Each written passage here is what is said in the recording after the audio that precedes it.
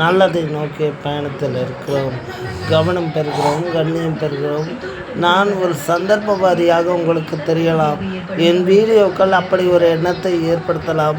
ஆனால் சந்தர்ப்பம் கிடைத்தால் பெற்ற தாயே விற்கும் உலகம்தான் இது. ஆனால் நான் என் எண்ணங்களையும் என்னுடைய செயல்பாடுகளையும் நான் மாற்றியிருக்கிறேன். யாருக்கும் நான் துரோகம் இழைக்கவில்லை. யாருக்கும் எந்த தீங்கும் என் மனதில் இல்லை. ஒரு நல்ல முதலமைச்சர் இருந்தார், அவரை பாராட்டினேன். இப்போதும் ஒரு நல்லவர் முதலமைச்சராக இருக்கிறார், அவரையும் பாராட்டுகிறேன்.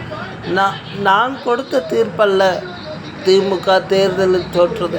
மக்கள் ஒட்டுமொத்தமாக கொடுத்த தீர்ப்பு.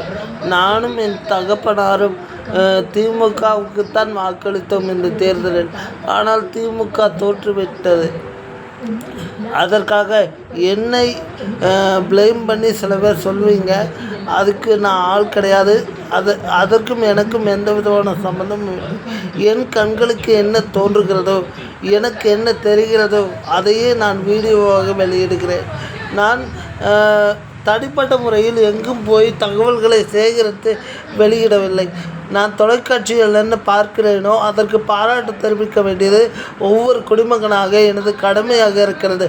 ஒவ்வொரு குடிமகனுக்கும் ஒவ்வொரு கடமை இருக்கிறது. அதன் ஒருபடிதான் நல்லது நடக்கும்போது அந்த நல்லதற்காக அந்த நல்லதை யார் நடத்துகிறார்களோ அந்த நல்லவருக்கு நாம் பாராட்டாவது குறைந்தது தெரிவிக்க வேண்டும். அந்த நிலைப்பாட்டைத்தான் நான் என்றும் கையில் எடுத்து செயல்பட்டு வருகிறேன். இது உங்களுக்கு தவறாக தெரியும் பட்சத்தில் அதற்கு நான் பொறுப்பாளி அல்ல. எந்த ஒரு கட்டத்திலும் நம்மை சுற்றி நடக்கும் நல்லதற்கு நாம் பாராட்டு தெரிவிக்க வேண்டும்.